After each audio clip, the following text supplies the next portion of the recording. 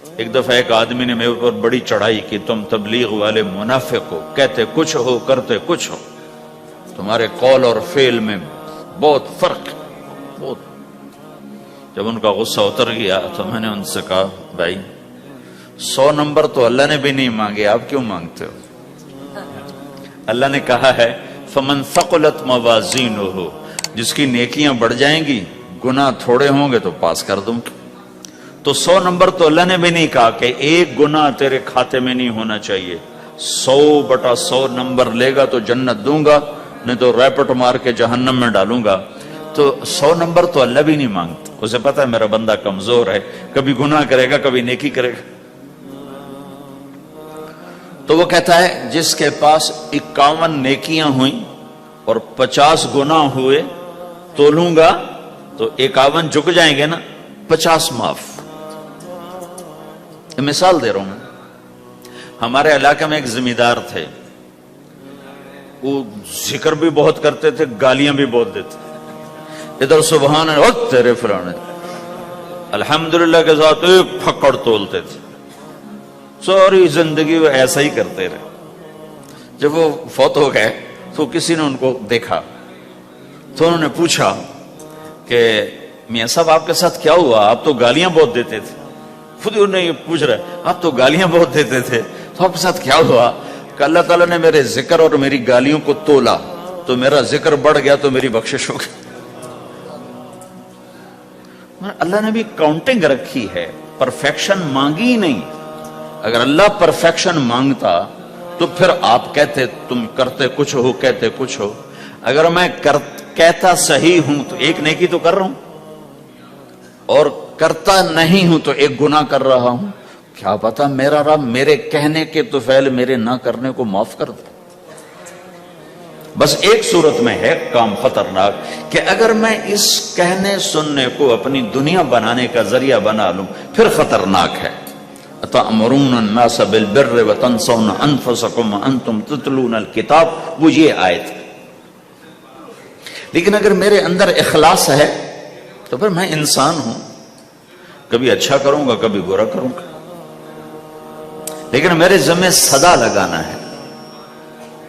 تو بھائیو اس تبلیغ کے کام کو کرتے رہنا، اس سے ایمان بنتا ہے، ایمان سے دین وجود میں آتا ہے۔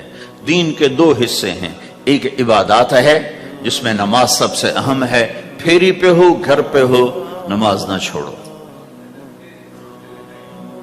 رمضان کے روزے ہیں، اللہ پھر رزق زیادہ دے دے، حج کرو، زکوٰۃ دو، لیکن عبادات بڑی محدود ہیں اور اس میں کثرت اللہ نے مطالبہ بھی نہیں کیا، بلکہ اللہ تعالیٰ نے اس میں اعتدال ہی کو پسند فرمایا ہے۔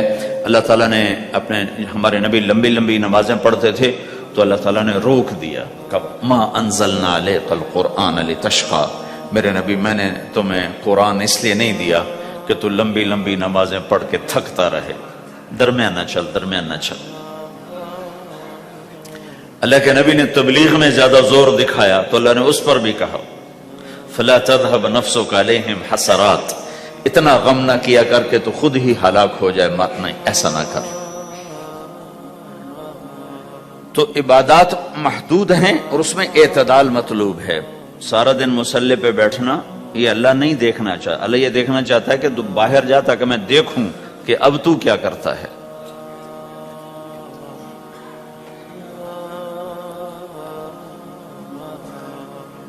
دوسرا حصہ اس کا اخلاقیات ہے، آپس کی معاشرت ہے۔ دین جو اثر انداز ہوتا ہے وہ معاشرت سے اثر انداز ہوتا ہے، عبادت سے نہیں،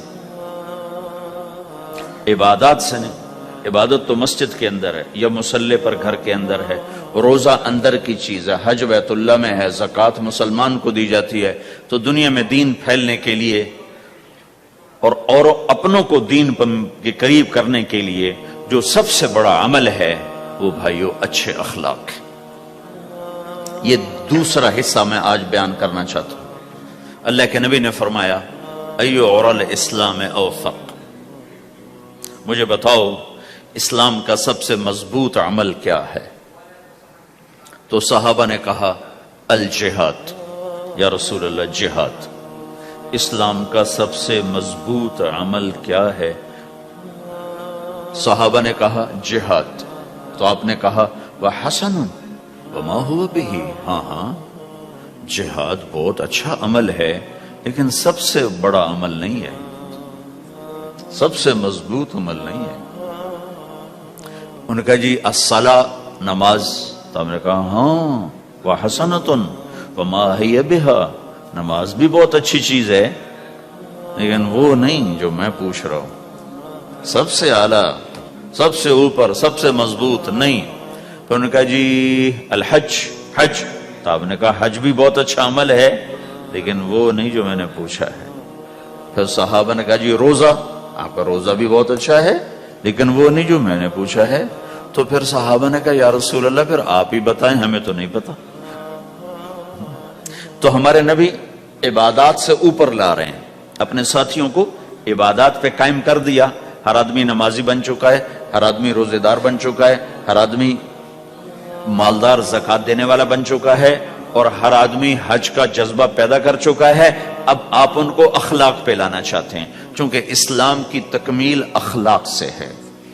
اسلام کو تشبیہ دی گئی ہے گھر کے ساتھ، بنی الاسلام علی خمس، تو بنیا کا لفظ عمارت پر بولا جاتا ہے، تو اسلام کی بنیاد میں ہے کلمہ، نماز، روزہ، حج، زکات۔ اگر اس مسجد کی بنیادیں بھر دی جائیں تو اس کو مسجد تو نہیں کہیں گے نا، ہاں جی بنیادیں ڈال دی ہیں، چھت ڈالنی ہے، جب چھت پڑے گی تو پھر یہ مسجد کہلائے گی۔ تو اسلام کی بنیاد قائم ہو چکی تھی، اب آپ چھت ڈالنا چاہتے تھے۔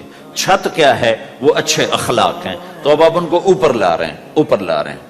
تو آپ نے جب پوچھا تو انہوں نے وہی کہا جو انہوں نے ابھی سیکھا تھا، نماز، روزہ، جہاد، حج، لیکن آپ نے سب کی نفی کر دی، نہیں یہ بھی نہیں، یہ بھی نہیں، یہ بھی نہیں، یہ بھی نہیں۔ اچھا یا رسول اللہ آپ بتائیں، تو آپ نے فرمایا ان اوثق عر الاسلام الحب للہ والبغض للہ، اسلام کا سب سے مضبوط عمل وہ آپس میں اللہ کے لیے محبت کرنا ہے۔ اسلام کا سب سے مضبوط عمل وہ آپس میں اللہ کے لیے محبت کرنا ہے۔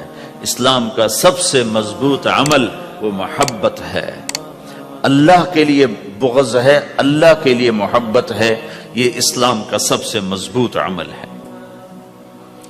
تو بھائیو، یہ چھوٹا سا معاشرہ اسلامی بن جائے، اس کے لیے بنیاد میں نے پہلے بتا دی، اب چھت بتا رہا ہوں، وہ ہیں اچھے اخلاق۔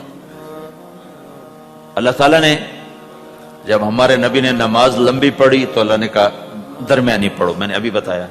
تبلیغ میں دکھ زیادہ جھیلا تو اللہ نے کہا درمیانہ چلو، لیکن جب اللہ کے نبی نے اخلاق بلند کیے، اخلاق،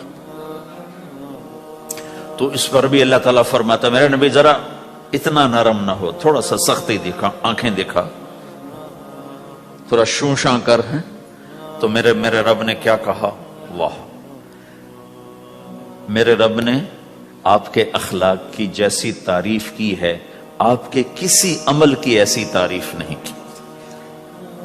نماز کو کہا معتدل، اعتدال، دعوت کو کہا اعتدال، اور اخلاق کو کیا کہا؟ انک لعلی خلق عظیم، اور اس کو طاقت پہنچائی قسم اٹھا کے، نون، پھر قسم اٹھائی قلم کی جو علم کا ذریعہ ہے، والقلم وما یسطرون، مجھے قسم ہے قلم اور اس کی تحریر کی، ما انت بنعمت ربک بمجنون وان لک لاجرا غیر ممنون۔ ان دو آیتوں کو چھوڑ کر اگلی جو آیت آ رہی، وانک لعلی خلق عظیم، اے میرے محبوب میں قسم اٹھاتا ہوں قلم اور اس کی تحریر کی، تیرے اخلاق بڑے عالی شان ہیں۔ یہ نہیں کہا تیرے اخلاق بڑے عالی ہیں، انک لعلی، علا، علا کا یہاں بہت عظیم الشان کردار ہے۔ علا یہ بتا رہا ہے کہ اے میرے نبی، جتنے اخلاق تصور کیے جا سکتے ہیں وہ سب تیرے تابع ہو چکے ہیں، اور تو ان پہ سوار ہو چکا ہے، تو ان پہ چھا چکا ہے۔ علا چھا جانے کے لیے ہوتا ہے کہ تمام اخلاق تیرے غلام ہو چکے ہیں۔ ایک دفعہ آپ نے فرمایا اچھے اخلاق 360 قسم ہیں، 360 قسم، 360 صفات کا مجموعہ اچھے اخلاق. کوئی ایک صفت کسی کو مل گئی تو جنت میں چلا جائے گا. تو ابو بکر رضی اللہ عنہ سامنے بیٹھے تھے, کہنے لگے یا رسول اللہ افی منہا شیء, ان 360 میں کوئی میرے اندر بھی کچھ ہے؟ تو آپ نے کہا تیرے اندر سارے کا سارا, کوئی کمی کوئی نہیں, پورے. یہ آپ نے اور کسی کو نہیں کہا, صرف آپ نے یہ ابو بکر سے فرمایا کہ ابو بکر تیرے اندر پورے اخلاق 360. تو بھائیو, آپس کی محبت اور اچھے اخلاق یہ اسلام کا سب سے چوٹی کا سبق ہے, سب سے اعلیٰ درجے کا سبق.